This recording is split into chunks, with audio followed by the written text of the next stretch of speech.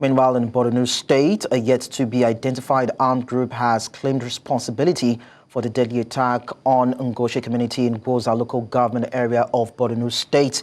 The assailants had earlier stormed a military base in the community on Wednesday night, setting parts of the facility ablaze before attacking homes and shops.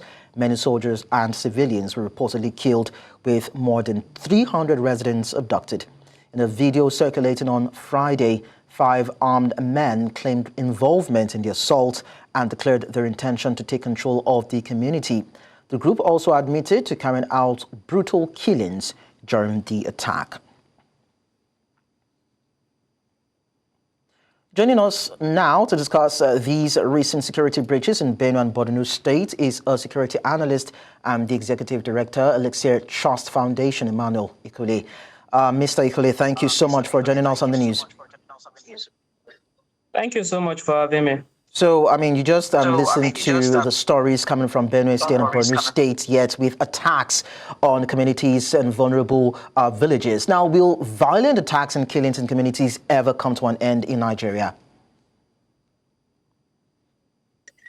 I think that's what you asked. So I said you did hear me through the news talk about the killings in Benue and Borno State. I mean, recently people have been maimed, lives lost, and villages and communities ransacked. And I'm asking, will violent attacks and killings in Nigerian communities ever come to an end?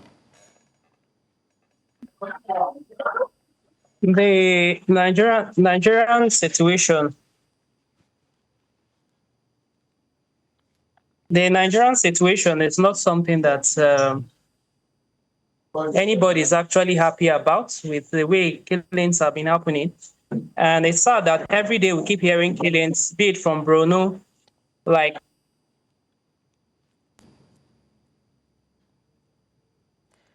Hello, Emmanuel. Currently being shown today in Katsina, baby, 200% situation for citizens.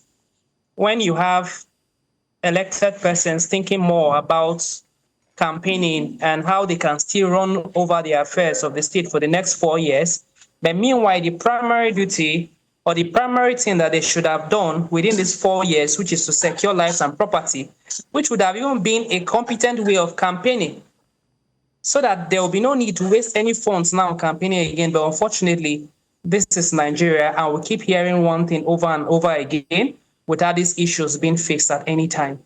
So what you mean is that elected leaders are not prioritizing the security of their domain? Emmanuel? Emmanuel, can you hear me? Yes, I can hear you now. So I'm told that there's a device that is interfering with your video and, of course, your audio. So if there's a way you can switch it off so that we have quality feedback from your end. And while you do that, I just wanted to confirm, does it mean that the elected leaders in our country are not really or truly prioritizing security in our country? Because we have seen repeated deployment of security personnel, and we've seen assurances being given by authorities that people would be safe and their property secure.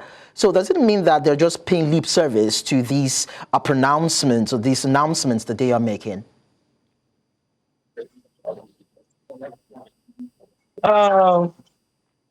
As you have said earlier, if you look at developed climes where people are making effort to address issues of insecurity, you look at the critical steps they are taking. Let's take, for example, now the issue of between Russia, not even Russia and Ukraine, but currently Israel and Iran.